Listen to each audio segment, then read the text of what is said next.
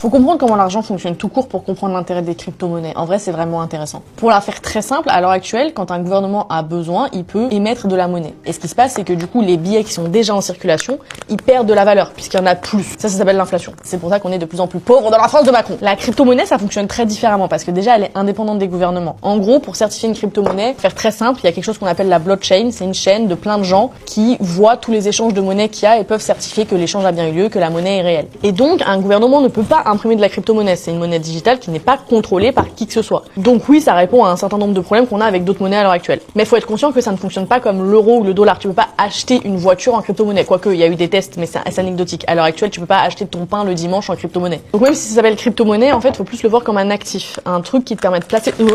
Ça te permet de placer ton argent, mais pas de l'utiliser, ok? C'est pour le laisser là, long terme, et ne plus y toucher. Faut comprendre surtout que la particularité de la crypto-monnaie par rapport à d'autres actifs comme des parts d'actions, c'est que c'est très volatile. Donc ça veut dire que ça fluctue énormément. Le Bitcoin, par exemple, qui est une crypto-monnaie, fluctue beaucoup, c'est connu. Le cours fait comme ça tout le temps. Sauf que, il est aussi tout le temps en hausse. En fait, il fait comme ça.